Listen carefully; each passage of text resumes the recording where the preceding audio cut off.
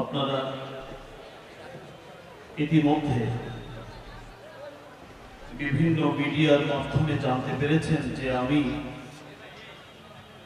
বিশ্বজয়ী সারে আহমদ তাকরিমকে কোনো মাহফিলে দেই না। ইতিমধ্যে প্রায় 3 থেকে 400 মাহফিল থেকে দাওয়াত দেওয়া হয়েছে। আমি তাদের প্রতি পূর্ণ শ্রদ্ধা রেখে আমি বলেছি যে এই ছোট্ট ছেলে শাইখুল ইসলাম ছিলেন, চলে গেছেন, কায়েদে মিল্লাত ছিলেন, চলে গেছেন। আজকেও যারা আছেন বয়োজ্যেষ্ঠ মুরব্বী, তারাও একদিন থাকবেন না। এই জায়গাগুলো পূরণ করার জন্য কিছু যোগ্য সৈনিক তৈরি হওয়া দরকার আছে কি নাই? এত আস্তে বললেন কেন? আছে কি নাই? যোগ্য সৈনিক হিসাবে গড়ে তোলার লক্ষ্যেই মূলত মাহফিলগুলো আমি অ্যাভয়েড করে চলছি। কিন্তু ঐতিহ্যবাহী আলামিন সংস্থার মাহফিলে আসা সারে আহমদ তাকরিমের জন্য আমি প্রয়োজন মনে করেছি। আমি মনে করি এই মাহফিল থেকে অনেক কিছু শিখবে। পাশেই মাদারে ইলমি ওর অনেক শখ ছিল যে আমাদের মুরব্বীদের কবর জিয়ারত করবে। এই উপলক্ষে এসে তাদের কবরগুলো জিয়ারত করার সুযোগ পেয়েছে, মাদারে ইলমি দেখেছে, সেখানকার মুরব্বীদের সান্নিধ্য পেয়েছে এবং এখান থেকেই সে অনুপ্রেরণা পাবে যে তার ভবিষ্যতে একজন যোগ্য সৈনিক হিসাবে নিজেকে গড়ে তুলতে হবে। এই দিশা, এই অনুপ্রেরণা আলামিন সংস্থার মাহফিল থেকে পাবে বলেই আমি এই মাহফিলের জন্য ওকে নিয়ে এসেছি। ইনশাআল্লাহ আরো তেলাওয়াত শোনাবে। আমার আলোচনার পরে আমি ঢাকায় চলে যাব, যাওয়ার আগে আবার তেলাওয়াত শোনাবে ইনশাআল্লাহ। কিন্তু আপনাদের কাছে আমার অনুরোধ, এইভাবে দাঁড়িয়ে আছেন কেন? একটু মেহেরবানি করে বসে যান না। এটা কোরআনের মাহফিলের আদব না তো। বসে যান, বসে যান। বারবার ঘোষণা দিচ্ছে বসে যান। প্রত্যেকে জায়গা করে দিন। এখনই অল্প সময় কথা বলবো। আলহামদুলিল্লাহ আলহামদুলিল্লাহি ওয়া কাফা ওয়া সালামুন আলা ইবাদিহি আল্লাযীনা ইসতাফা أما بعد فقد قال الله تعالى في كلامه المجيد أعوذ بالله من الشيطان الرجيم بسم الله الرحمن الرحيم إنا فتحنا لك فتحا مبينا ليغفر لك الله ما تقدم من ذنبك وما تأخر ويتم نعمته عليك ويهديك صراطا مستقيما وينصرك الله نصرا عزيزا وينصرك الله نصرا عزيزا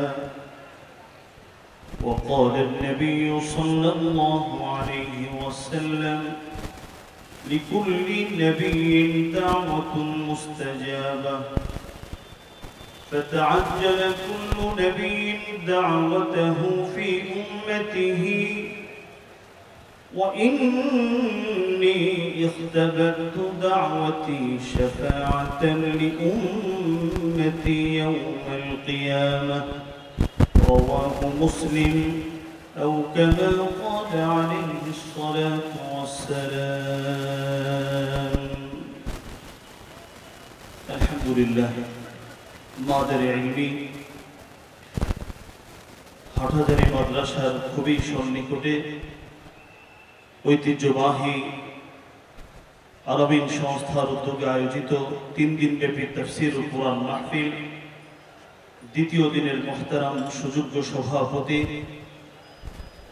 উপস্থিত হযরত উলামায়ে কেরাম, সামনে উপবিষ্ট শাইখুল ইসলাম আল্লামা শফির ভবিষ্যৎ সৈনিক তালেবানে উলুমে নবুয়ত। আলোচনার শুরুতেই শুকরিয়া আদায় করছি সেই মহান রব্বুল আলামিনের পবিত্র শাহী দরবারে, যিনি আমাকে আপনাকে হাজারো ব্যস্ততার মধ্যে কোরআন এবং সুন্নাহর কথাগুলো শোনার জন্য, বলার জন্য কবুল করেছেন। যে রব আমাদেরকে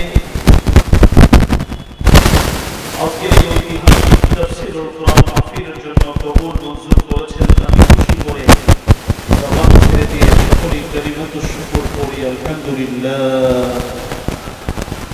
মুহতারাম হাজিরিন, ঐতিহ্যবাহী আরবিন সংস্থার মাহফিল অথবা আজকের যেই স্টেজ থেকে আমি কথা বলছি, এই স্টেজ সাধারণ মাহফিলের স্টেজের মতো। এই স্টেজ তো সেই স্টেজ যেই স্টেজ থেকে জাতির রাহনুমাই করেছেন রাহবার মিল্লাত শাইখুল ইসলাম আল্লামা শাহ আহমদ শফি নওয়ারাল্লাহু মারকাদা। এই স্টেজ তো সেই স্টেজ যেই স্টেজ থেকে জাতির পথ প্রদর্শন করেছেন কায়েদে মিল্লাত আল্লামা হাফেজ জুনায়েদ বাবুনগরী নওয়ারাল্লাহু মারকাদা। এই স্টেজ সেই স্টেজ যেই স্টেজ থেকে 2005 থেকে আজ পর্যন্ত প্রতি বছরে যে সকল উলামায়ে কেরাম আহলে হক হওয়ার যতগুলো পরীক্ষা আছে, এই পরীক্ষায় যারাই উত্তীর্ণ হয়েছে তারাই এই মঞ্চ থেকে কথা বলেছেন, ঠিক না বেঠিক? আজও যারা কথা বলছে, আমি আশা রাখি ভবিষ্যতেও এই স্টেজ থেকে যারা কথা বলবে তারাই হলেন আহলে হকের প্রকৃত তর্জমান। স্টেজ যেহেতু বড় দামি, কায়েদে মিল্লাত রাহবারে মিল্লাতদের স্টেজ আমার মতো একজন সাধারণ মানুষের পক্ষে এমন স্টেজ থেকে আবার কোরআনের তাফসীর করা, যে কোরআনকে আল্লাহ রাব্বুল আলামিন, যে কোরআন কিতাবকে নিজে আল্লাহ সম্মানিত করেছেন, কোরআন যেই ফেরেশতা নিয়ে এসেছেন তাকে সম্মানিত করেছেন, কোরআন যেই স্থানে অবতীর্ণ করা হয়েছে সেই স্থানকে যিনি সম্মানিত করেছেন, কোরআন যেই পাহাড়ের উপর অবতীর্ণ হয়েছে সেই পাহাড়কে যিনি সম্মানিত করেছেন, যেই গুহায় অবতীর্ণ হয়েছে সেই গুহাকে যিনি সম্মানিত করেছেন, যেই নবীর উপর কোরআন অবতীর্ণ হয়েছে সেই নবীকে যেই রব সম্মানিত করেছেন, যেই জাতির জন্য কোরআন অবতীর্ণ হয়েছে সেই জাতিকে যিনি সম্মানিত করেছেন, সেই কোরআনুল কারীমের তাফসীর মাহফিল এত স্বাভাবিক কিছু নয়। তথাপিও আমি আপনাদের সম্মুখে কোরআনে হাকিম, কথা বলবেন না, পিছন থেকে কথা বলবেন না, কোরআনে হাকিম 26 নম্বর পারার সূরাতুল ফাতহ এর প্রথম দুটো আয়াত তেলাওয়াত করেছি। আল্লাহ রাব্বুল আলামিন যদি তৌফিক দান করেন, আমার রব যদি আমাকে সাহায্য করেন, সূরাতুল ফাতহের এই আয়াত তেলাওয়াতকৃত আয়াতের আমি সামান্য কিছু তাফসীর আমি আপনাদের সম্মুখে পেশ করার চেষ্টা করব। একজন দাঈ তাকে কতটা কুরবানি করতে হবে, একজন আলেমকে কতটা নিজেকে উৎসর্গ করতে হবে, ইনশাআল্লাহ আমার এই তাফসীরের মাধ্যমে আপনাদের বুঝে আসবে ইনশাআল্লাহ। তাহলে আমি কোনো ভূমিকা ছাড়াই আমার আলোচনা শুরু করতে যাচ্ছি। এই পৃথিবীতে প্রায় 750 কোটি মানুষ বসবাস করে। কত কোটি? কিছু মানুষ কথা বলেন, বাকিরা চুপ না। আমি কথা বলবো, আপনারাও কথা বলবেন। আমি যখন কথা বলবো চুপ থাকবেন, যখন কথা জিজ্ঞেস করব কথা বলবেন। এই পৃথিবীতে প্রায় 750 কোটি মানুষের বসবাস। এই পৃথিবীতে ধর্ম কতগুলো আছে? ইসলাম একটি ধর্ম, খ্রিস্টান একটি ধর্ম, খ্রিস্ট ধর্ম, বৌদ্ধ ধর্ম। পৃথিবীতে ধর্মের সংখ্যা কতগুলো? এর সুনির্দিষ্ট তথ্য না পাওয়া গেলেও বিভিন্ন আর্টিকেল থেকে পাওয়া যায় যে এই পৃথিবীতে প্রায় 4500-এর বেশি ধর্ম আছে। জানি কয়টা? 5টা 7টা 10টার বেশি ধর্মের নাম আমরা জানি না। তাহলে ধর্ম আছে প্রায় 4,500-এর বেশি, দল আছে কতগুলো? আমার কখনো কখনো মনে হয় 750 কোটি মানুষের দলও মনে হয় প্রায় 750 কোটি হবে। একটা ঘরের মধ্যে 7 জন সদস্য, বাবার দল একটি, মার দল আরেকটি, 3 ছেলের দল 3টি, 2 মেয়ের দল 2টি, মোট 7টি। পৃথিবীতে অসংখ্য দল, অসংখ্য মত পৃথিবীতে আছে, কিন্তু মানুষ যখন মৃত্যুবরণ করবে চক্ষুটা বন্ধ হওয়ার সঙ্গে সঙ্গে তার চোখের সামনে 2টো দল ভেসে উঠবে। কয়টি দল ভেসে উঠবে? এটাই আসল দল 2টি। আল্লাহ কোরআনের ভাষায় বলেন, ফারিকুম ফিল জান্নাতি ওয়া ফারিকুম ফিস সাঈর আসহাবুল ইয়ামিন মা আসহাবুল ইয়ামিন আসহাবুশ শিমাল মা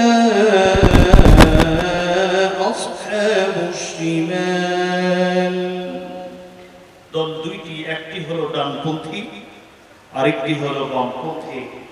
একটি দল যারা কোরআন সুন্নাহর কথা অনুযায়ী জীবন গড়ে নিজেকে আল্লাহর দলের অন্তর্ভুক্ত করেছে, তারা হলো জান্নাতি। আর যারা কোরআন সুন্নাহর বিরুদ্ধে অবস্থান নিয়ে পৃথিবীর যাপন করেছে তারা হলো জাহান্নামী। এই কোরআনের মাহফিলগুলো মানুষকে জান্নাতি দলের সদস্য বানায়। কি বানায়? জান্নাতি দলের সদস্য বানায়। যারা কোরআন সুন্নাহর কথাগুলো শুনবে, মানবে, তারা জান্নাতি দলের সদস্য হয়ে যাবে, ডানপন্থী হয়ে যাবে। যারা শুনবে না, মানবে না, তারা বামপন্থী হবে, জাহান্নামের সদস্য হবে। মুহতারাম হাজিরিন, তো পৃথিবীতে প্রায় 4,500-এর বেশি ধর্ম আছে। মানুষের মধ্যে মানুষ 2 ক্যাটাগরির। এক ক্যাটাগরির মানুষ যাদের বিবেক সুস্থ, স্ক্রু ঢিলা না, স্ক্রু টাইট আছে। আরেক শ্রেণীর মানুষ আছে যাদের স্ক্রু ঢিলা, বিবেক সুস্থ না, বড় বড় বোতল খেয়ে মাতাল হয়ে গেছে। 4,500 ধর্মের যে কোনো সুস্থ বিবেকের মানুষের কাছে আপনি প্রশ্ন রাখুন, হে সুস্থ বিবেকের অধিকারী মানুষ, তুমি পৃথিবীর শুরু থেকে আজ পর্যন্ত বিচার বিশ্লেষণ করে বলো, এই পৃথিবীর সর্বকালের সর্বশ্রেষ্ঠ চরিত্রের অধিকারী ব্যক্তির নাম কি? প্রশ্ন করুন, পৃথিবীর সর্বকালের সর্বশ্রেষ্ঠ মডেল কে? দেখবেন সকল সুস্থ বিবেকের মানুষ, সে হোক খ্রিস্টান ধর্মের, হোক বৌদ্ধ ধর্মের, হোক মুসলিম ধর্মের, যদি স্ক্রু টাইট থাকে তাহলে জবাবে বলবে তার নাম হলো মুহাম্মদুর রাসূলুল্লাহ সাল্লাল্লাহু আলাইহি ওয়াসাল্লাম। আর জন্মসূত্রে মুসলিম, জন্মসূত্রে কালিমাওয়ালা, কিন্তু স্ক্রু ঢিলা, সেও এই কথা মুখ দিয়ে স্বীকার করবে না যে আমার নবী, বিশ্ব নবী হলো পৃথিবীর সর্বকালের সর্বশ্রেষ্ঠ আদর্শ।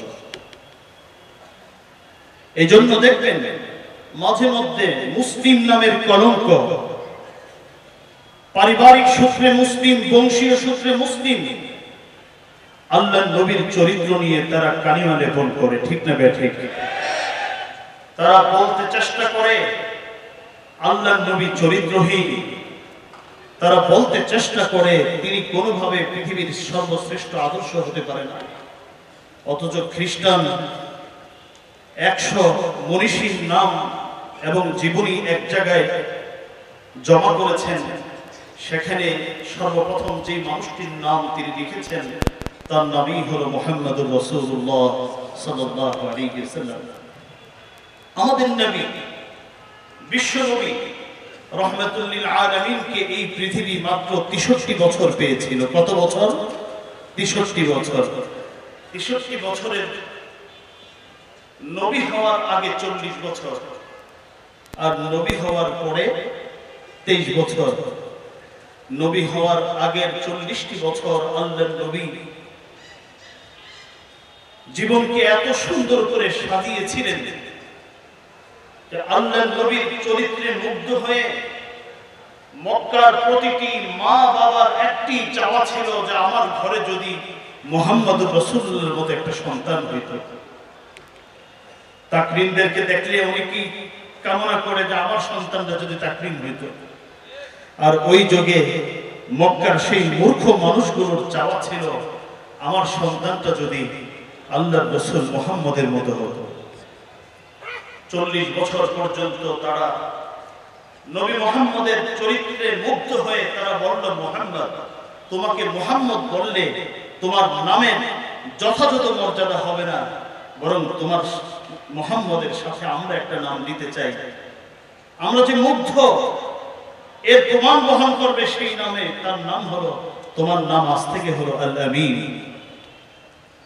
মুহতারাম হাজিরিন, মুহাম্মদুর রাসূলুল্লাহ সাল্লাল্লাহু আলাইহি ওয়াসাল্লাম 40 বছর পর্যন্ত তিনি তার ওই পবিত্র অন্তর থেকে, পবিত্র অন্তর দিয়ে তিনি নিজের জীবনকে মানবিক গুণে গুণান্বিত করেছেন, বিভিন্ন ভালো চরিত্রে নিজেকে চরিত্রবান করেছেন।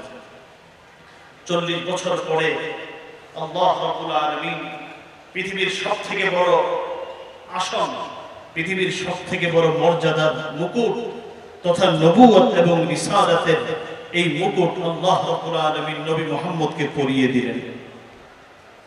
আর বললেন, বন্ধু পড়েন, ইকরা বিসমি রাব্বিকাল্লাযী খলাক খলাকাল ইনসানা মিন আলাক ইকরা ওয়া রাব্বুকাল আকরাম الذي علم بالقلم علم الإنسان ما لم يعلم আল্লাহর নবী রাহমাতুল লিল আলামিন ওহীর পাওয়ার সহ্য করতে না পেরে আল্লাহর নবী অসুস্থ হয়ে শুয়ে রইলেন।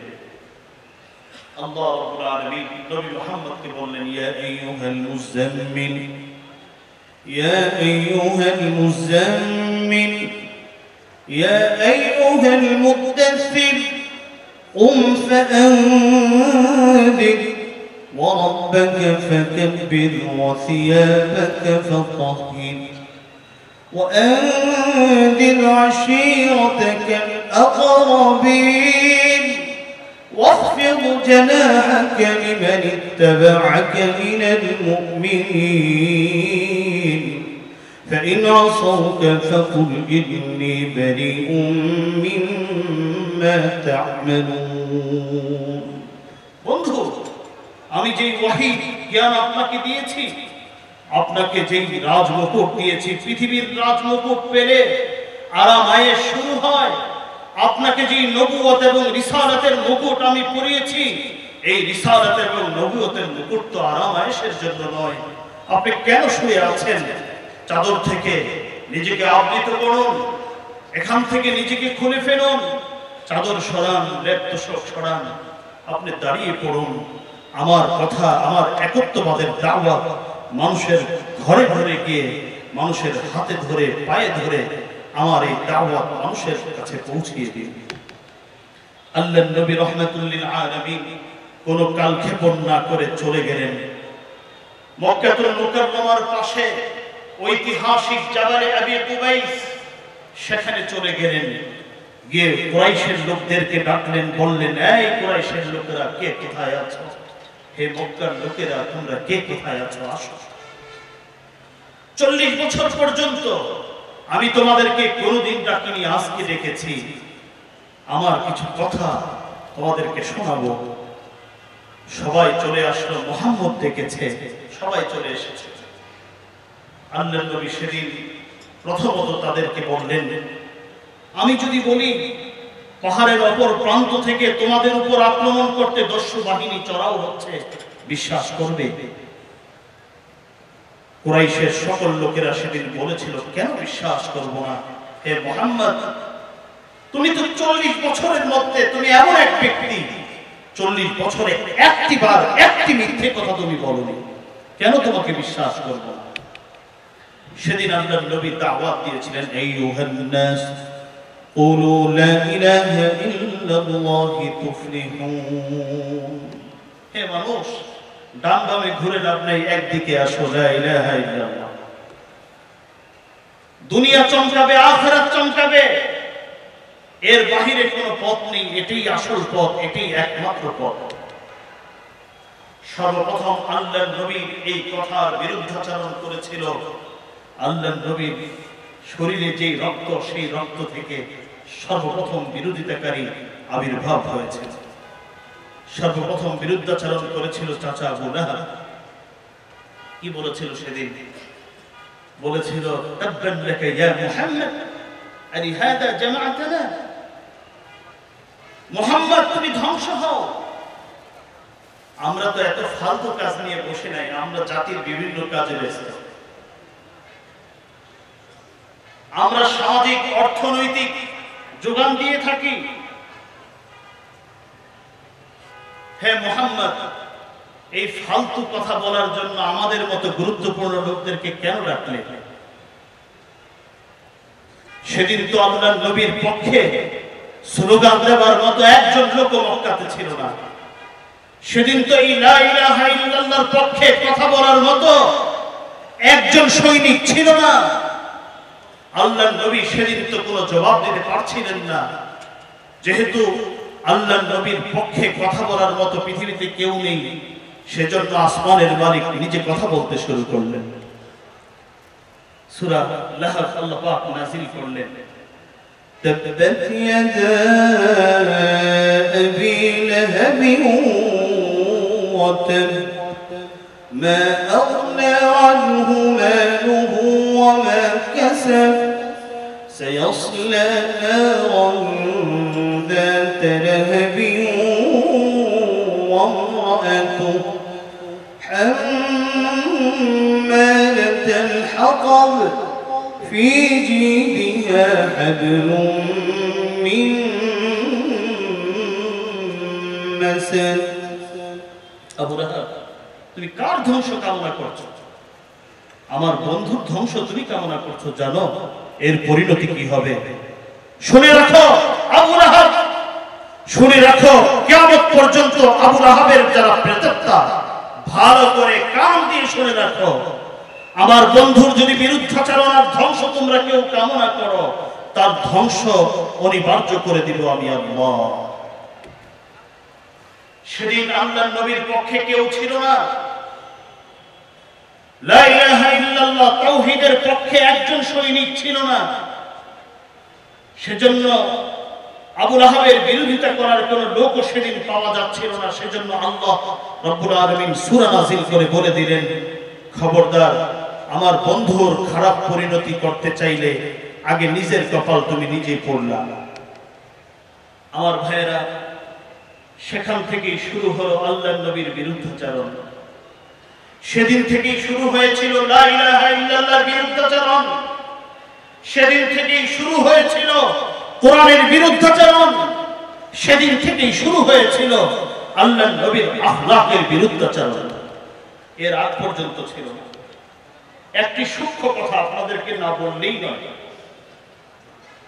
40 বছর পর্যন্ত আল্লাহর নবী যা কিছু করেছেন, যা কিছু বলেছেন, তার পবিত্র আত্মা শাক্কে সাদরের মাধ্যমে যে আত্মাকে পবিত্র করা হয়েছে, সেই আত্মার আলোকে তিনি সব কথা বলেছেন, করেছেন।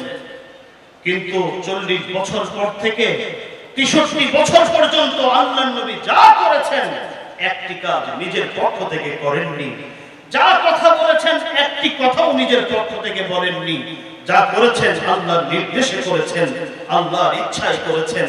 যা বলেছেন আল্লাহর নির্দেশে বলেছেন, আল্লাহর ইচ্ছায় বলেছেন।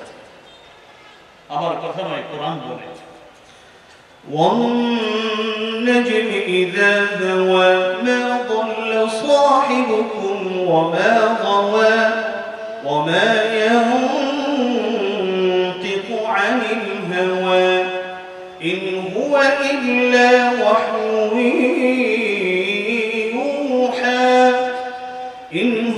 إلا وحي يوحى আল্লাহ বলেন আমার বন্ধু মা ইয়ানতিকু আনিল হাওয়া, শপথ করে বলেন আমার বন্ধু একটি কথাও নিজের পক্ষ থেকে বলে না। ইন হুয়া ইল্লা ওয়াহয়ু ইউহা, যা বলে আমার আসমানের দিকে তাকায় থাকে, আমি আল্লাহ যা বলি আমার বন্ধু তাই বলে। খুব সহজ কথা, পরিষ্কার কথা। 40 বছর পর্যন্ত আল্লাহর নবী যা বলেছেন, আল্লাহ যা বলেছেন তা বলেননি। আল্লাহ যা করতে বলেছেন বিষয়টি এমন নয় যে তাই তিনি করেছেন, কিন্তু 40 বছরের পরে যা বলেছেন যা করেছেন আল্লাহর ইচ্ছায় করেছেন, আল্লাহর নির্দেশে বলেছেন। প্রথম 40 বছর মুহাম্মদ ভালো, কিন্তু পরের 23 বছর মুহাম্মদ খারাপ। তার মানে হলো তারা ইনডাইরেক্ট আল্লাহর কথাগুলোকে অস্বীকার করতে চায়। ঠিক না ঠিক? আমার ভাইরা, আমি মূল কথা বলবো অল্প সময়, একটু সবক মুহাব্বত তৈরি করছি। আমি যে আয়াত করেছি আমি আমার আয়াতের দিকে যাচ্ছি, একটু মনোযোগ আপনাদের কাছ থেকে কামনা করি। মুহতারাম হাজিরিন, আল্লাহর নবীর অপরাধ একটি, তিনি যার চাকরি করেন তার কথা বলেন, এটাই তার অপরাধ। তিনি তাওহীদের কথা বলেন, তিনি একত্ববাদের কথা বলেন, তিনি সমাজ গঠনের কথা বলেন, তিনি চরিত্র গঠনের কথা বলেন। এই কথাগুলো তাদের কাছে ভালো লাগে না। ভালো না লাগলে না শোন, এখানে তো কোনো আপত্তি ছিল না। কিন্তু সবথেকে বড় সমস্যা যেখানে বাঁধল সেটা হলো তারা আল্লাহর নবীর উপর অত্যাচারের স্টিম রুলার চালাতে শুরু করলো। শারীরিক নির্যাতন, যেই শরীরের উপর মশা মাছি পড়া হারাম, ওই শরীরের উপর তারা থুতু নিক্ষেপ করতে শুরু করলো। যেই শরীরে মশা মাছি পড়া হারাম, সেই শরীর থেকে রক্ত প্রবাহিত করতে শুরু করলো। আল্লাহর নবীর উপর শারীরিক নির্যাতন, আল্লাহর নবীর উপর মানসিক নির্যাতন, আল্লাহর নবীর উপর সামাজিক নির্যাতন, আল্লাহর নবীর উপর আর্থিক নির্যাতন। এগুলোর তাফসিরে গেলে আমার সময় অনেক নষ্ট হবে। যখন সব নির্যাতন তাদের শেষ হলো, আর নির্যাতনের কোনো পথ তাদের কাছে নাই, সব তারা প্রয়োগ করেছে। কিন্তু আল্লাহর নবী আপন জায়গায় দাঁড়িয়ে তার ওই তাওহীদের কথাগুলো তিনি বলে যাচ্ছেন, হকের কথাগুলো মানুষের সামনে তুলে ধরছেন। এবার তারা প্রস্তাব নিয়ে আসলো, লোভনীয় প্রস্তাব। তারা পরামর্শ করলো যে অনেকভাবে নির্যাতন করেছি, মুহাম্মদকে তো কোনোভাবে তার মিশন থেকে দূরে সরানো যাচ্ছে না, তাহলে একটা কাজ করি, কিছু লোভনীয় প্রস্তাব মুহাম্মদকে দেই, হয়তো এই প্রস্তাবে দুর্বল হয়ে পড়বে। প্রস্তাব দিল, মুহাম্মদ তোমার কি দরকার? নেতৃত্ব, কর্তৃত্ব, নারী, সম্পদ কি দরকার? আমরা সব ব্যবস্থা করে দিব, আমাদের বিরুদ্ধাচরণ করো না। আল্লাহর নবী সেদিন কি জবাব দিয়েছিলেন? বলেছিলেন, আরে এগুলো তো মানুষের হাতের ময়লা, সম্পদ তো মানুষের হাতের ময়লা। আসমান থেকে যদি চাঁদ আর সূর্য এনে আমার এক হাতে চাঁদ আরেক হাতে সূর্য উঠিয়ে দাও, আল্লাহর কসম আমি যে মিশন শুরু করেছি ওই মিশন থেকে এক পাও আমি পিছপা হব। তারা সিদ্ধান্ত নিল, তারা বুঝতে পারলো যে না, সোজা আঙ্গুলে ঘিয়ে উঠবে না, মুহাম্মদকে তার মিশন থেকে কোনোভাবে ফেরানো যাবে না। কি করা যায় মুহাম্মদের বিষয়ে? এবার তারা একটি চূড়ান্ত সিদ্ধান্ত নেওয়ার জন্য পরামর্শ শুরু করল। বুখারীর রিওয়ায়াত, লম্বা কথা আমি সংক্ষেপ করে বলছি। আবু জাহালের নেতৃত্বে দারুন নাদওয়াতে মিটিং শুরু হয়েছে। মিটিং এর এজেন্ডা কি? যুব সমাজ ভালো করে মুখস্থ করবেন। দারুন নাদওয়া পরামর্শ কক্ষে পরামর্শ শুরু হয়েছে। এজেন্ডা হলো মুহাম্মদের বিষয়ে আজকে একটি চূড়ান্ত সিদ্ধান্ত নিতে হবে। সভাপতি আবু জাহাল, মক্কা কুরাইশের এমন কোন দুরাচর ছিল না, এমন কোন দুষ্ট ছিল না সেই মিটিং এ ছিল না। মিটিং শুরু হচ্ছে, ঠিক ওই মুহূর্তে দরজার মধ্যে বুখারীর রিওয়ায়াত, এক বুড়া চাচা ওখানে দাঁড়ায় গেছে, বুড়া বেটা। আবু জাহেল জিজ্ঞেস করছেন, মান আনতা ইয়া শেখ, এই চাচা যান আপনি কে? জবাবে বলছে, আনা শাইখুম মিন নাজদ, আমি নাজদ থেকে এসেছি, নাজদের একজন বৃদ্ধ মানুষ, আমি এখানে এসেছি। আবু জাহেল জিজ্ঞেস করলো, কেন এসেছেন চাচা যান? জবাবে বুড়া বলে, আমি শুনতে পেয়েছি আজকে তোমরা অত্যন্ত গুরুত্বপূর্ণ একটি এজেন্ডা নিয়ে মিটিং শুরু করছো। চিন্তা করলাম এরকম ঐতিহাসিক মিটিং এর মধ্যে আমিও একজন অংশগ্রহণকারী সদস্য হই, এই জন্য আমি নাজ থেকে এখানে চলে এসেছি। আবু জাহেল চিন্তা করলো যে লোকটা তো আমার আপন খালাতো ভাইয়ের মতোই, তার চিন্তা আর আমার চিন্তা এক। বুড়া মানুষ আসছে, তাকে ভিতরে ঢোকার একটু পারমিশন দেই। আবু জাহেল বলল, আচ্ছা ঠিক আছে, ভিতরে ঢোকেন। বুড়া চাচা ঢুকলো। মুহাদ্দিসিনে কেরাম বলেন, ওই বুড়া আসলে কোনো মানুষ ছিল না, ওটা ইবলিস মানুষের আকৃতি ধারণ করে এসেছিল সেদিন। কারণ দেখে যে এখানে সবগুলো ইবলিসের খালতো ভাই, মামতো ভাই, ফুফাতো ভাই আছে। ইবলিস চিন্তা করলো, আমি আজকে ওদের সাথে একটু সময় কাটাই। চলে আসছে তো বুড়া চাচাকে ঢোকার পারমিশন দেওয়া হলো।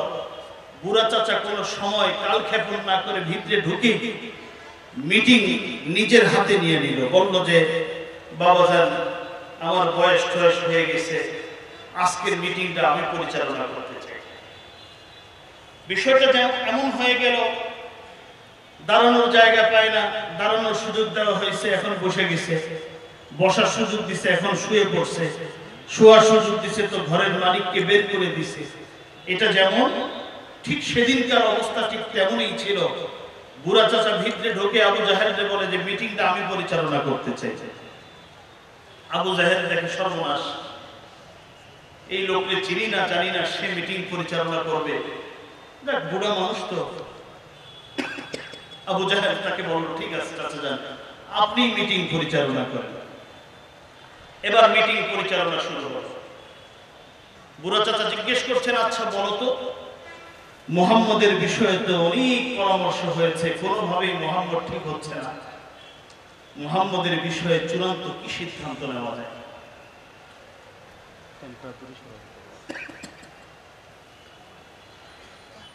এবার এক ব্যক্তি দাঁড়িয়ে বলছে, চাচা যান আমার একটা পরামর্শ। মুহাম্মদকে অনেকভাবে দেখেছেন, নির্যাতন করেছেন, নিপীড়নও করেছেন, আবার লোভও দেখিয়েছেন, কোনটা দিয়েই মুহাম্মদকে বাগে আনা যাচ্ছে না। আমার প্রস্তাব হলো তাকে জেলবন্দি করা হোক, জেলে ঢুকানো। একটা রুমের মধ্যে দরজা বন্ধ করে তাকে রেখে দেন, একদিন, 2 দিন, 1 সপ্তাহ, 2 সপ্তাহ, 1 মাস, 2 মাস, এভাবে করে যখন লম্বা সময় থাকবে, খাবার থাকবে না, পানি থাকবে না, শারীরিক মানসিক নির্যাতনের শিকার হয়ে সে মৃত্যুবরণ করবে। বুড়া চাচা চিৎকার দিয়ে বলল, এটা পরামর্শ না পরামর্শ জাত না। আবু জাহেল বললেন, চাচা যান পরামর্শ না পরামর্শ জাত না বুঝলাম না। না বুঝার কি আছে? আল্লাহর নবীকে জেলবন্দি করা হবে আর নবীর সাহাবীরা ললিপপ খাবে নাকি? আল্লাহর নবীর সাহাবীরা জীবন দিয়ে হলেও আল্লাহর নবীকে এই ঘর থেকে, এই জেলখানা থেকে, এখান থেকে মুক্ত করে দিবে, এখান থেকে ছাড়িয়ে দিবে, আর আমাদের পরবর্তী অবস্থা বেগতিক হবে। আবু জাহেল চিন্তা করে দেখলো কথাটা খারাপ বলে নেই চাচা যান। তো চাচা বলছে, আচ্ছা আর কোনো পরামর্শ তোমাদের আছে? এবার দ্বিতীয় আরেকজন দাঁড়ালো, দাঁড়িয়ে বলছে, হ্যাঁ আমার একটা পরামর্শ আছে। কি পরামর্শ তোমার? আমার পরামর্শ হলো মুহাম্মদকে মক্কার জমিনে আর থাকতে দেওয়া যায় না, তাকে মক্কা থেকে বের করে দেয়। ও যে নতুন ধর্মের কথা বলছে, ও যে ওই একজন খোদার কথা বলছে, যা বলতে মনে চায় বলতে দেন, কিন্তু মক্কার ভিতরে না, মক্কার বাইরে গিয়ে বলতে দেন। ও গিয়ে ওর ধর্ম প্রচার করুক, আমরা আমাদের ধর্ম প্রচার করি। ও গিয়ে ওখানে শান্তিতে থাকুক, আমরাও শান্তিতে থাকি। বুড়া চাচা আবারও ধমক দিয়া বলল, এটাও পরামর্শের জাতের মধ্যে পড়ে না। আবু জাহেল জিজ্ঞেস করলো, চাচা যান ব্যাখ্যা করে বলেন, কি বুঝাইতে চাচ্ছেন? এটাও পরামর্শের মধ্যে পড়ে না? না, এটাও পরামর্শের মধ্যে পড়ে না। কেন পরামর্শের মধ্যে পড়ে না? জবাবে বলছেন, পরামর্শের মধ্যে এই জন্য পড়ে না, মুহাম্মদকে যদি ওখান থেকে মক্কা থেকে বের করে বাহিরে পাঠিয়ে দেওয়া হয়, মুহাম্মদ তো তার মিশন নিয়ে এক সেকেন্ডও এখানে তার মিশন অফ করে বসে থাকবে না। সেখানে গিয়ে তার দাওয়াত শুরু করবে, সেখানে গিয়ে দাওয়াত শুরু করবে, সেখানে গিয়ে তার দল ভারী হতে থাকবে, তার আদর্শ মানুষ গ্রহণ করতে থাকবে। একটা সময় এমন হবে যে পুরা পৃথিবী, সারা পৃথিবীর মানুষ তার আদর্শ গ্রহণ করে ফেলবে, কারণ সেখানে তো আমাদের মতো শক্ত প্রতিবাদী লোক নাই। আবু জাহেল বললেন, আবু জাহেল বলতেছে, ঠিক আছে বুঝলাম, এটাও বুঝলাম, তাহলে দুইটাই পরামর্শের মধ্যে পড়ে না। তো বুড়া চাচা বারবার আবু জাহেলের দিকে তাকায় যে আমার রুহানি তাওয়াজ্জু সবচেয়ে বেশি পাইছো তুমি, তুমি কিছু বলো, তুমি তো আমার খুব কাছের লোক। আবু জাহেলের দিকে বারবার তাকায়। আবু জাহেল কি করবে? এক পর্যায়ে দাঁড়ায় বলল, ঠিক আছে আমি একটা পরামর্শ দিই। কি পরামর্শ বলো? তা আমার পরামর্শ হলো, বহু দেখা হয়েছে, প্রথমত শারীরিক নির্যাতন করা হয়েছে, মুহাম্মদ তার মিশনে অটল। মানুষ নির্যাতন করা হয়েছে, মুহাম্মদ তার মিশনে অটল। আর্থিক সামাজিক নির্যাতন করেছি, মুহাম্মদ তার দায়িত্বে অটল। সব করলাম, মুহাম্মদকে তো পিছপা করা যাচ্ছে না। মনে করলাম টাকা দিয়ে কিনবো, নারী দিয়ে কিনবো, তাও হচ্ছে না। কি করা যায়? আমার প্রস্তাব হলো, আর এক সেকেন্ড মুহাম্মদকে আল্লাহর জমিনের উপর আমি দেখতে চাই না, মুহাম্মদকে কতল করে ফেলা হোক। মিটিং চলছে, দরজা বন্ধ। সূরাতুল আনফালের 30 নং আয়াত নিয়ে জিবরিল আমিন চলে এসেছেন। হযরত জিবরিলকে আল্লাহর নবী দেখা মাত্রই জিজ্ঞেস করলেন, ওগো জিবরিল কেন আসছেন? হযরত জিবরিল বলেন, ওগো আল্লাহর হাবিব, যেই মানুষগুলোকে আপনি জাহান্নামের আগুন থেকে বাঁচাতে ব্যস্ত, যেই মানুষগুলোর হাত পা ধরে আপনি জাহান্নামের ভয়ঙ্কর আযাব থেকে বাঁচানোর জন্য 24 আওয়ার্স আপনি ব্যস্ত থাকেন, ওই মানুষগুলো আপনাকে পৃথিবীর মানচিত্র থেকে মুছে ফেলার জন্য ব্যস্ত হয়ে পড়েছে। আল্লাহ বলেন, وَإِذْ يَمْكُرُ بِكَ الَّذِينَ كَفَرُوا لِيُثْبِتُوكَ أَوْ يَقْتُلُوكَ أَوْ يُخْرِجُوكَ وَيَمْكُرُونَ وَيَمْكُرُ اللَّهُ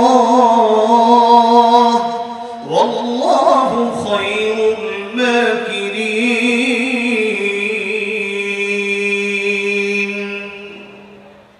বন্ধু, তিন বিষয় নিয়ে তিনটি পরামর্শ এসেছে আপনার বিষয়ে। আপনাকে জেলবন্দি করা হোক। 2 নম্বর প্রস্তাব, লিউসবিতু, জেলবন্দি করা হোক। লিউখরিজু, আপনাকে মক্কা থেকে বের করে দেওয়া হোক। আরেকটা হলো লিয়াকতুলু, আপনাকে হত্যা করা হোক। পরামর্শ তিনটি আসলে হবে কি? সিদ্ধান্ত হয়েছে আপনাকে হত্যা করা হোক। এর উপর বন্ধু, 13টি বছর আপনি নির্যাতন সহ্য করেছেন। আমার দিনকে উঁচু করার জন্য আপনি বারবার মাথা নত করেছেন। আর নয়, আমার নির্দেশ, আপনি চলে যান। এমন একটা জায়গা আপনার জন্য আমি রেখে দিয়েছি। শত শত বছর আগ থেকে, হাজার বছর আগ থেকে একটি গ্রামকে আমি শহর বানিয়েছি। ছিল ইয়াসরিব একটি সাধারণ গ্রাম, আমি সেটাকে করেছি মদিনাতুর রাসূল করেছি। আমি সেটাকে শহর বানিয়ে রেখেছি, সেটাকে আমি সুসজ্জিত করেছি। সেখানকার মানুষ আপনাকে পাওয়ার জন্য ওরা ব্যস্ত হয়ে আছে। সেই মদিনাতুল মুনাওয়ারাতে আপনি হিজরত করে চলে যান। মূল আলোচনায় কিন্তু ঢুকে গেছি। আল্লাহর নবী আল্লাহর নির্দেশে চলে গেলেন মক্কা থেকে মদিনায় হিজরত করে। সাথে কয় হাজার লোক গিয়েছিল সেদিন? আল্লাহর নবীর সাথে কয় হাজার লোক গিয়েছিল? কি তালেব ইলম বলেন, কয় হাজার? হ্যাঁ, একজন। কথাটা খেয়াল রাখেন, একজনকে নিয়ে আল্লাহর নবী গেলেন মক্কা থেকে মদিনাতুল মুনাওয়ারা। সেখানকার ছোট বড় পুরুষ মহিলা সবাই সেদিন আনন্দে আত্মহারা হয়ে বলেছিল, তালা আল বদরু আলাইনা মিন সানিয়াতিল ওয়াদা। ও দুনিয়ার মানুষ, তোমরা তো পূর্ণিমার চাঁদ আকাশে দেখেছ, কিন্তু যে মদিনার উপর যে আজকে পূর্ণিমার চাঁদ এসেছে সেটা আমরা দেখেছি। আল্লাহর নবীকে বরণ করার জন্য সবাই ব্যস্ত। নবীজিকে প্রত্যেকে মেহমান বানাতে চান। আল্লাহর নবী বললেন, না, আমার এই কসওয়াকে ছেড়ে দাও। আমার কসওয়া যেখানে থাকবে আমার অবস্থানের জায়গা সেটাই। হাঁটতে হাঁটতে হাঁটতে হাঁটতে আউয়ালু মসজিদ ফিল ইসলাম, ইসলামের সর্বপ্রথম মসজিদ যে এলাকায়, যেই মসজিদে ঢুকে পবিত্রতা অর্জন করে 2 রাকাত নামাজ পড়লে একটি মকবুল উমরার সওয়াব পাওয়া যায়, সেই মসজিদে কুবার এলাকা। সেই কুবার এলাকায় হযরত আবু আইয়ুব আনসারী রাদিয়াল্লাহু তাআলা আনহুর বাড়ির পাশে গিয়ে বাহনটি আস্তে করে বসে গেল। মুহতারাম হাজিরিন, একটি কথা না বললেই নয়,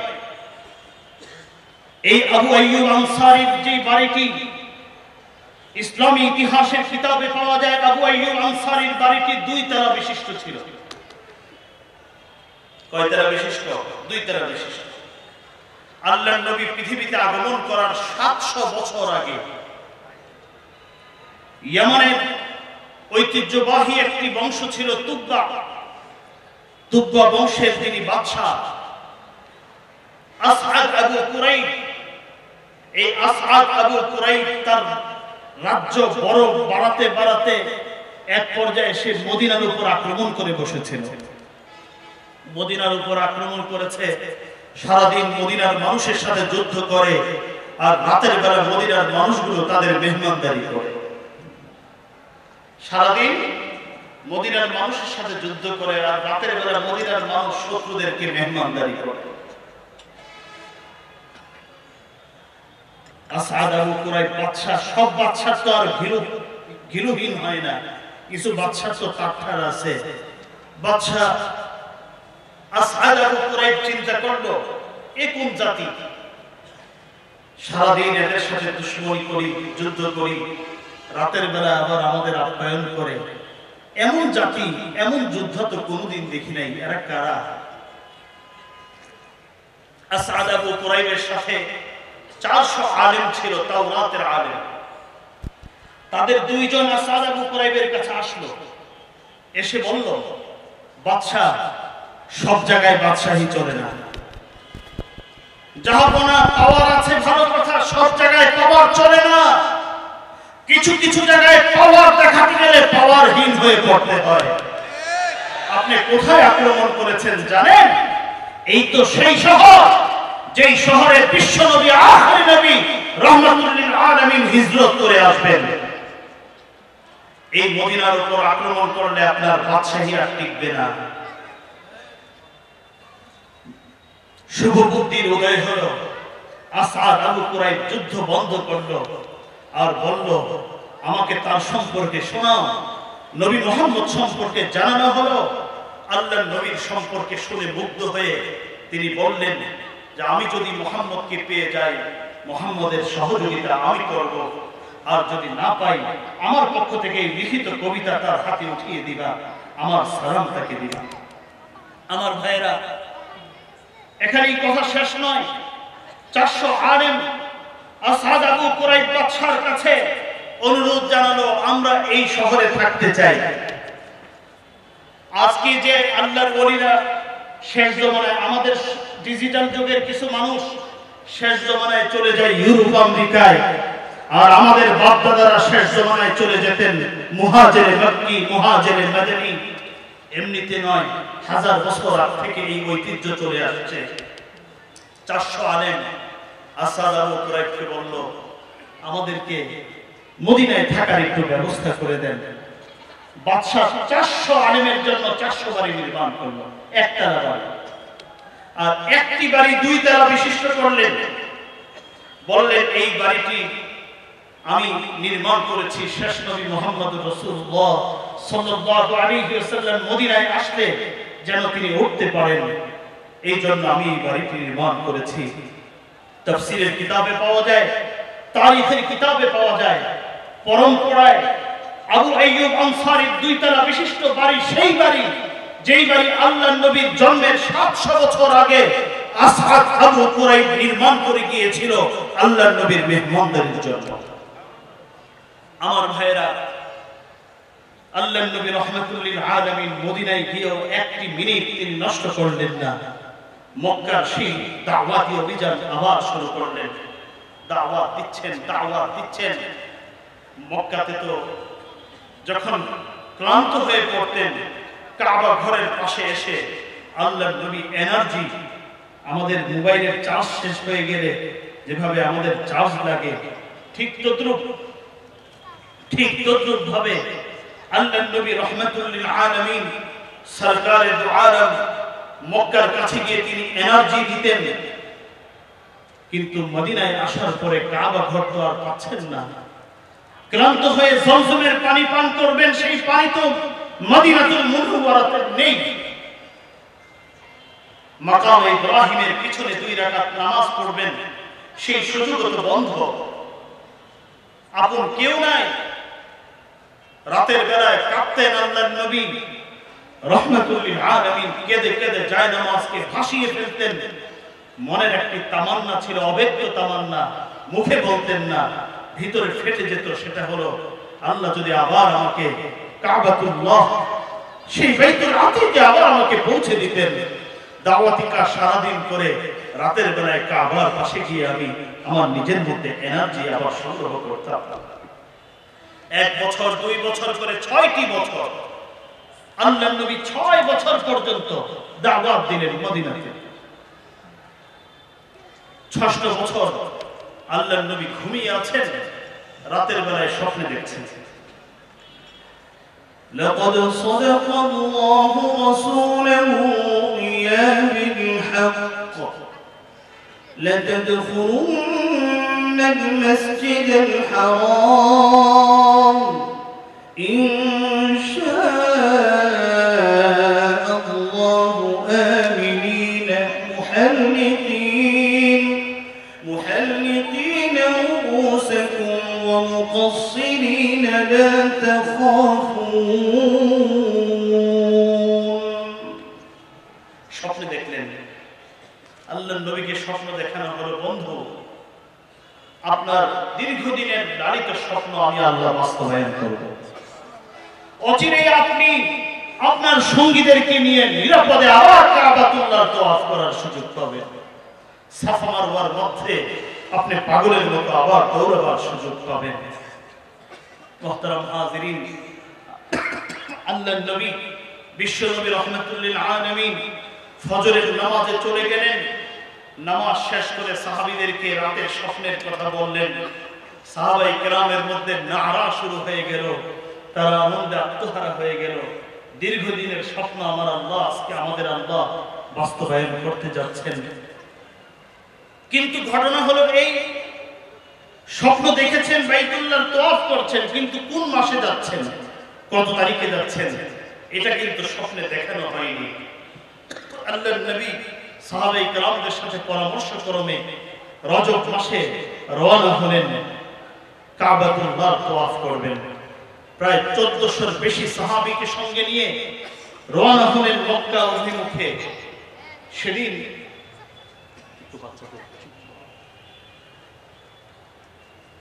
1450-এর কাছাকাছি সাহাবীকে সঙ্গে নিয়ে মক্কার দিকে রওনা হলেন।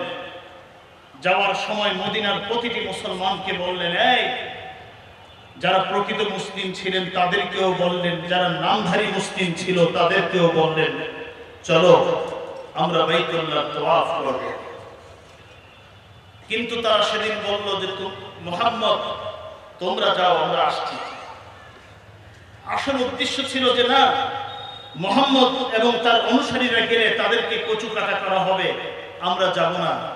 মুহাম্মদকে ভাই দিয়ে পাঠিয়ে দিয়ে আমরা পিছনে থেকে যাব। মক্কায় ঢুকবেন, 9 মাইল দূরে অবস্থিত হুদাইবিয়া। এই ঐতিহাসিক হুদাইবিয়াতে আল্লাহর নবী সাহাবায়ে কেরামদেরকে নিয়ে সেখানে অবস্থান করলেন। রহমতে দু আলম সাল্লাল্লাহু আলাইহি ওয়াসাল্লাম সাহাবায়ে কেরামদের মধ্যে একজন সাহাবীকে নির্বাচন করেছিলেন, নাম তার হযরত ওসমান ইবনে আফফান রাদিয়াল্লাহু তাআলা। হযরত ওসমান ইবনে আফফানকে মনোনীত করলেন, এই ওসমান, তুমি মক্কায় যাও, গিয়ে আমাদের এই মনের কথাটা তাদেরকে বলো, আমরা যুদ্ধ করতে আসি নাই, বাইতুল্লাহ তওয়াফ করতে এসেছি। ওসমানকে কেন নির্বাচন করা হলো? কারণ ওসমান তো এমন এক সাহাবী, যেই সাহাবীর অনুদান, যেই সাহাবীর অনুগ্রহ প্রায় প্রতিটি ঘরে ঘরে যে সাহাবীর অনুগ্রহ ছিল। হযরত ওসমান গেলেন, ওসমানকে দেখার পর ওরা খুশিতে আত্মহারা, ঘরের ছেলে ঘরে ফিরেছে। হযরত ওসমানকে বলে, আসো ওসমান, এই যে কাবা খুলে দিলাম, তোমার জন্য কাবার তওয়াফ না, কাবার ভিতরে গিয়ে ইবাদত করবা। হযরত ওসমান কয়, হায় রে পাগলের জাত, সব ছাড়লাম যেই নবীর জন্য, ওই নবীকে ছাড়া আমি তওয়াফ করব, এই চিন্তা তোমাদের মাথায় আসলো কেমন করে? তোমাদের মাথা আগে যেমন খারাপ ছিল এখনো খারাপ। ওরা দেখলো ওসমান আগেরটাই রয়েছে, ওসমান পরিবর্তন হয় নাই। ওসমানকে ওরা বন্দী করে ফেললো, গৃহবন্দী করে ফেললো। এদিক দিয়ে শয়তান একটি খবর দিয়ে দিল, হুদাইবিয়ার প্রান্তরে কুতিলা ওসমান, ওসমান শাহাদাত বরণ করেছে। এই কথা লোকমুখে, আমাদের দেশ এটা ভালো বুঝাইতে খুব সহজ হবে, আমাদের দেশটা গুজবের দেশ। আমাদের দেশটা কি গুজবের দেশ। আমি একদিন দেখি আমাদের বাসার কাজের লোক হঠাৎ করে 1 বস্তা ওই কি বলে লবণ কিনতেছে। এই লবণ কেন? গরু খাবে না মানুষ খাবে? না, মানুষ খাবে। এত কেন? তো ফেসবুকে শুনছি যে লবণের দাম বেড়ে যায়, এই জন্য কাজের লোক 1 বস্তা লবণ কিনছে। এই তো হলো আমরা। তো ওই সময় গুজব যে নতুন শুরু হয়েছে তা নয়, তখনও ছিল। শয়তান গুজব শুরু করে, শয়তান। ভালো মানুষ গুজব শুরু করে না, ভালো মানুষ কথা বললে তাহকিকের সাথে কথা বলে। আমার ভাইয়েরা, আমার বন্ধুরা, হুদাইবিয়ার প্রান্তরে গুজব শুরু হয়ে গেল, ওসমান শাহাদাত বরণ করেছে। এই কথা চলতে চলতে চলতে চলতে আল্লাহর রাসূল পর্যন্ত চলে আসলো। আল্লাহর নবী শোনার পরে বড় বিরক্ত হলেন, রাগান্বিত হলেন, বড় দুঃখিত হলেন। এরপরে বললেন, ও আমার সাহাবীরা, আর সহ্য করা যায় না। এই যে আমি হাত রাখলাম, তোমরা আমার হাতে হাত রেখে আমার সাথে অঙ্গীকার করো, ওসমানের শরীরের শাহাদাতের প্রতিটি রক্তের বদলা তোমাদেরকে নিতে হবে। সেদিন সাহাবায়ে কেরাম হাত দিয়েছিল। আল্লাহ রাব্বুল আলামিন আয়াত নাযিল করলেন, ইন্নাল্লাযীনা ইউবাইউনাকা ইন্নামা ইউবাইউনা আল্লাহ ইয়াদুল্লাহি ফাওকা আইদিহিম ফামান নাকাথা ফাইন্নামা ইয়ানকুথু আলা নাফসিহি। আল্লাহ আয়াত নাযিল করে বললেন, বন্ধু আমার, নিচে আপনার হাত, উপরে আপনার সাহাবীদের হাত দেখছেন, আরেকটা কুদরতি হাত আছে, সেই হাতটা আমার হাত আছে। ভাইরা আমার, এই খবর মক্কাতে অল্প সময়ের মধ্যে পৌঁছে গেল। এবার ওদের কম্পিটিশন গরম, সর্বনাশ। বদরের কথা তাদের স্মরণ হলো, মাত্র 350 জন কচু কাটা করেছিল ওদেরকে, ওই কথা তাদের স্মৃতিপটে ভেসে উঠল। না না, মুহাম্মদকে শান্ত করতে হবে। এই 1500 লোক যদি আমাদের উপর আক্রমণ করে, একজনকেও ছাড়বে না। ওদিন তো কিছু লোক ফিরে আসছিলাম, আজকে আর ফিরে আসার কোনো সুযোগ নেই। ওরা দ্রুত পরামর্শ করে হুদাইবিয়া প্রান্তরে চলে আসে। হুদাইবিয়াতে এসে রহমতে দু আলমকে বলে, মুহাম্মদ, বহু হয়েছে যুদ্ধ বিগ্রহ। দেখেন কি বলে, মুহাম্মদ, যুদ্ধ অনেক হয়েছে, আর ফিতনা ফাসাদ করো না, চলো আমরা শান্তির বাণী নিয়ে কথা বলবো। শয়তানের মুখে কোরআনের তাফসীরের মতো। শয়তানের মুখে কোরআনের তাফসীর যেমন, শান্তির কথা ওদের মুখেও ঠিক তেমন। ওরা মুহাম্মদ সাল্লাল্লাহু আলাইহি ওয়াসাল্লামকে বলে, আসো মুহাম্মদ শান্তির আলোচনা করি, যুদ্ধ বিগ্রহ বন্ধ করো। আল্লাহর নবী বলেন, আরে আমাকে তো আল্লাহ পৃথিবীতে পাঠিয়েছেন রহমতের লিল আলামিন, শান্তির জন্য, রহমতের জন্য। যুদ্ধ কেন করবা? যুদ্ধ বাদ দাও, আসো শান্তি চুক্তি করি। শান্তি চুক্তি শুরু হলো, শিরোনাম হলো আল্লাহর নবীর সাথে মক্কার কাফেরদের, মক্কার নেতাদের সাথে আলোচনা। শিরোনাম সর্বপ্রথম তারা অভিযোগ দায়ের করলো, মুহাম্মদ আমরা শিরোনাম নিয়ে একটু কথা বলতে চাই, শিরোনাম সঠিক হয়নি, শিরোনামটা আবার সুন্দর করে সাজাও। কি হতে পারে? ইবারত কি হবে? জবাবে বলেন, ইবারত হবে মুহাম্মদ ইবনু আব্দুল্লাহ। আব্দুল্লাহর ছেলে মুহাম্মদের সাথে মক্কার নেতাদের শান্তি প্রস্তাব, শান্তি আলোচনা। মুহাম্মদ রাসূলুল্লাহর সাথে কোনো আলোচনা নাই। আমরা যদি রাসূলুল্লাহ মেনেই নেই, তাহলে তোমার সাথে তো আমাদের আর কোনো কথাই থাকে না, কোনো ঝামেলাই থাকে না। আমার ভাইয়েরা, সেদিন আল্লাহর নবী বললেন, আমার নামটা কেটে দাও এখান থেকে, রাসূলুল্লাহ কাটো। নবী মুহাম্মদ বারবার বলছিলেন, সাহাবায়ে কেরাম শুধু একটি কথাই বলছিলেন, ওগো আল্লাহর নবী, আপনি কি সত্য নবী নন? আপনি কি সত্য রাসূল নন? আল্লাহর নবী বলেছিলেন, হ্যাঁ আমি সত্য নবী, সত্য রাসূল। তাহলে কেন কাটো? সাহাবায়ে কেরাম সেদিন আল্লাহর নবীর ভালোবাসায় মুগ্ধ হয়ে সেদিন এক পর্যায়ে তারা আর নামটি কাটলো না। জীবনে আল্লাহর নবী একবার কলম ধরেছিলেন, নিজের হাত দিয়ে রাসূলুল্লাহ কেটে দিয়েছিলেন। আল্লাহর রহমতের দরিয়ার মধ্যে জোশ এসেছিল। আল্লাহ পাক সূরা ফাতহের একটি আয়াত নাযিল করলেন, মুহাম্মাদুর রাসূলুল্লাহ। বন্ধু আমার, আপনি মনক্ষুণ্ণ হবেন না। আমার দ্বীনকে হেফাজতের জন্য, আমার দ্বীনকে সামনে অগ্রসর করার জন্য আজকে আপনি কৌশলী ভূমিকা পালন করছেন।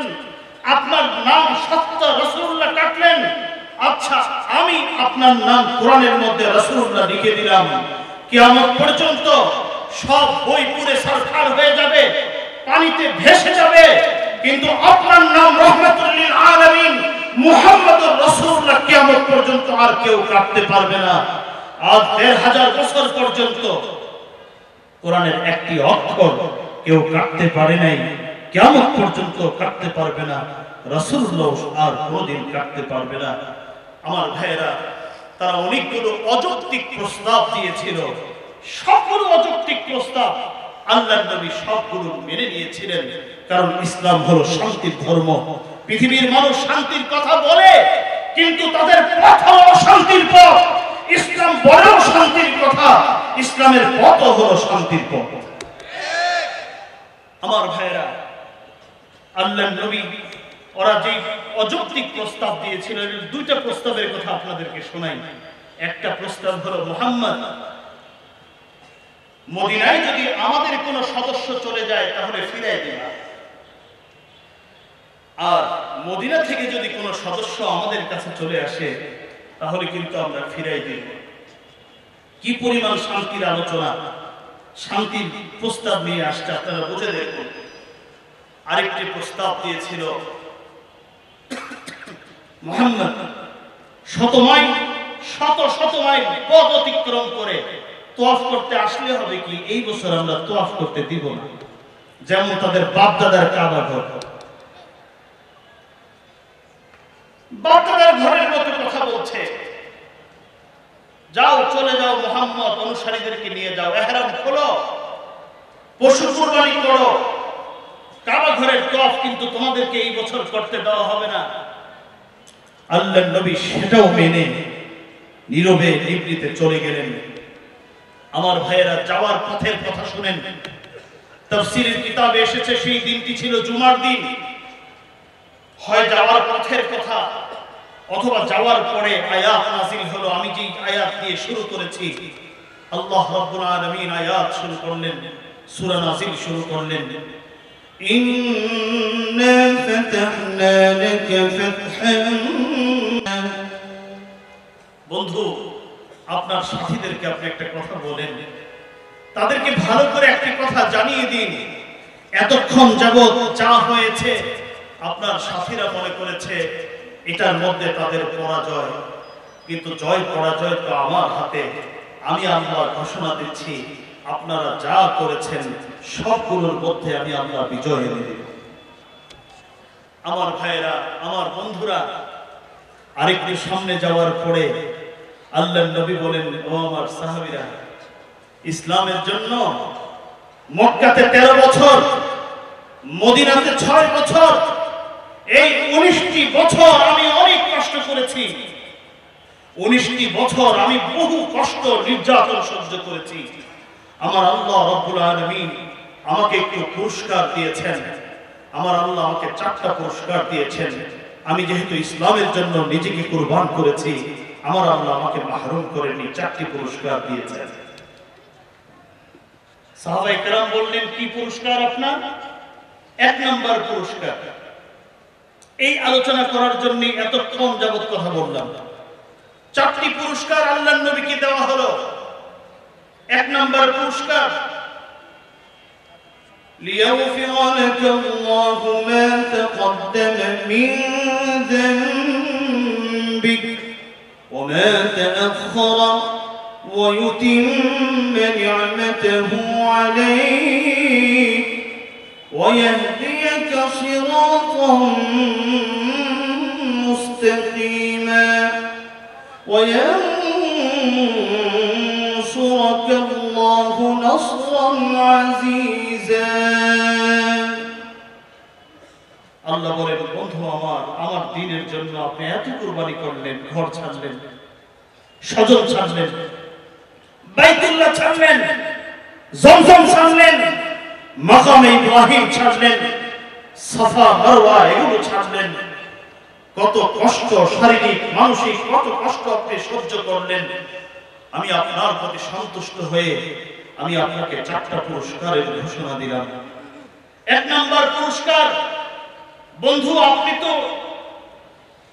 অপরাধী নন, কোন নবী রাসূল তো গুনাহ করে না, কিন্তু নবী রাসূলের মাধ্যমেও কিন্তু অসমীচীন অসুন্দর কাজ কখনো কখনো প্রকাশ পায়। বন্ধু, আপনার অতীতে যে অসুন্দর কাজগুলো আপনি করেছেন, ভবিষ্যতে যদি কোনো অসুন্দর কাজ আপনার মাধ্যমে প্রকাশ পায়, আমি আল্লাহ রাব্বুল আলামিন দ্বীনের জন্য আপনার কুরবানির বদৌলতে আমি আল্লাহ অগ্রিম ক্ষমা করে দিলাম। তাফসীর কারকরা কি বলেন? তাফসীর কারকরা বলেন, এই একটি ঘোষণা, এমন একটি ঐতিহাসিক ঘোষণা আল্লাহ পাকের, কিয়ামতের ময়দানে যেদিন আল্লাহ রাব্বুল আলামিন বিচারক হবেন, আল্লাহ যেদিন কহ্হারের রূপ ধারণ করবেন, আদম সাইয়্যিদুনা আদম থেকে নিয়ে কিয়ামত পর্যন্ত সকল মানুষ যেদিন আসামি হবে, সেই ময়দানে মাহশারে আল্লাহর সামনে লয়ার অ্যাডভোকেট হয়ে দাঁড়াবার মতো, আল্লাহর সামনে কথা বলার মতো তো সেদিন কেউ থাকবে না। সেদিন যেন আল্লাহর সামনে কথা বলার মতো এমন একজন লয়ার থাকে, যিনি 63 বছরের মধ্যে একটিবার মিথ্যে কথা বলেননি। এমন একজন লয়ার প্রয়োজন আছে কি নাই?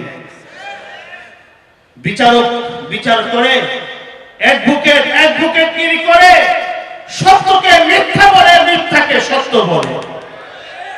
আমার ভাইয়েরা, আল্লাহ বলেন না, ময়দানে মাহশারের বিচারক তো আমি, আর ময়দানে মাহশারের অ্যাডভোকেট হবেন আপনি। কারণ অ্যাডভোকেট তো এমন হতে হবে যিনি জীবনে কোনোদিন মিথ্যার আশ্রয় গ্রহণ করবেন। বন্ধু আমার, আপনি তো 63 বছরে একটাবার মিথ্যা কথা বলেন নাই। আমি আপনাকে রোজে মাহশার ইয়াউমুল কিয়ামাহ অ্যাডভোকেট হিসেবে আমি আপনাকে মনোনীত করলাম। কারণ পৃথিবীর এমন আরেকজন দ্বিতীয় পিস নাই যে জীবনে কোনোদিন মিথ্যা কথা বলে। দ্বিতীয় পিস খুঁজে পাবেন না। মুহতারাম হাজিরিন, ময়দানে মাহশারের অ্যাডভোকেট আল্লাহর নবীকে নির্বাচন করা হলো। এটা হলো প্রথম পুরস্কার। আর দ্বিতীয় পুরস্কার হলো ওয়ায়ুতিম্মা নি'মাতাহু আলাইহি। বন্ধু আমার, ও বন্ধু, আমি আমার অনেক নবী রাসূলকে অনেক নিয়ামত দিয়েছি। কাউকে তাওরাত দিয়েছি, কাউকে জাবুর দিয়েছি, কাউকে সুহুফে ইব্রাহিম দিয়েছি, কাউকে সহুফে মুসা দিয়েছি, আপনাকে আমি কোরআন দিয়েছি। আমার যত নিয়ামত আছে, আমি আদমকে নবী বানিয়েছি আর আপনাকে ইমামুল আম্বিয়া বানিয়েছি। নূহকে আমি রাসূল বানিয়েছি, আপনাকে আমি ইমামুল মুরসালিন বানিয়েছি। অন্যদেরকে আমি কিতাব দিয়েছি আর আপনাকে কোরআন দিয়েছি।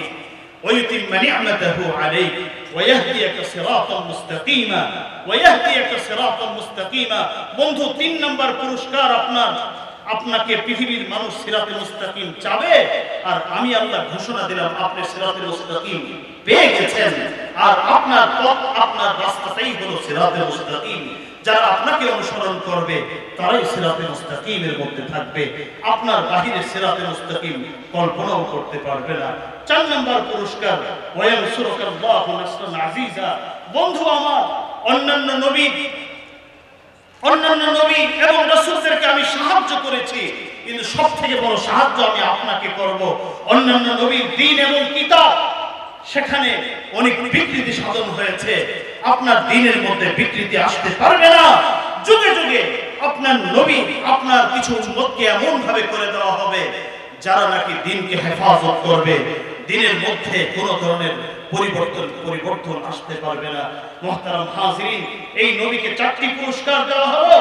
নবী এই পুরস্কারের ঘোষণা শোনালেন। আর সাহাবায়ে কেরাম বললেন, ও আল্লাহর নবী, আপনি 4টা পুরস্কার পেয়েছেন, আপনার অনেক কুরবানি, আমাদেরও তো কিছু কুরবানি ছিল, আমরাও তো ইসলামের জন্য কিছু করেছি, আমাদের জন্য কি কোনো পুরস্কার নেই? নবী বললেন, হ্যাঁ, তোমাদের জন্য পুরস্কার হলো আমি মুহাম্মদুর রাসূলুল্লাহ সাল্লাল্লাহু আলাইহি ওয়াসাল্লাম। যারা দ্বীনের জন্য নিজেকে উৎসর্গ করবে তাদের পুরস্কার আল্লাহর নবীর শাফাআত তাদের জন্য ওয়াজিব হয়ে যাবে। আল্লাহর নবীর হাতে হাউজে কাউসার তাদের জন্য ওয়াজিব হয়ে পড়বে। নবী আপনার আমার হয়ে যাবে। এটাই হলো আপনার আমার পুরস্কার। আজকের এই ঐতিহাসিক 3 দিন ব্যাপী আলামিন সংস্থার আন্তর্জাতিক মাহফিল থেকে আমি আপনাদের কাছে শুধু এই আহ্বানটুকু রাখতে চাই, দ্বীনি দাওয়াত এবং দ্বীনি এই খিদমত আঞ্জাম দিতে গেলে আল্লাহর নবী যেভাবে শারীরিক, মানসিক, আর্থিক, সামাজিক সকল ধরনের নির্যাতনের সম্মুখীন হয়েছেন, কিন্তু তার মিশন বন্ধ করেননি। আমি আপনাদেরকে বলবো, কখনো না খেয়ে মিশন পরিচালনা করতে হবে, কখনো না পড়ে, কখনো নির্যাতন সহ্য করে, কিন্তু আমরা মানুষের হাত পা ধরে মানুষকে সিরাতে মুস্তাকিমে রাখার চেষ্টা করব। আল্লাহ আমাদেরকে যেন ইন্তিকাল পর্যন্ত এই সিরাতে মুস্তাকিমের উপর নিজেদেরকে পরিচালনা করার, উম্মতকে পরিচালনা করার তৌফিক দান করেন। আমিন। ওয়া আখিরু দাওয়ানা আলহামদুলিল্লাহি রাব্বিল আলামিন। আসসালামু আলাইকুম ওয়া রাহমাতুল্লাহি ওয়া বারাকাতুহু।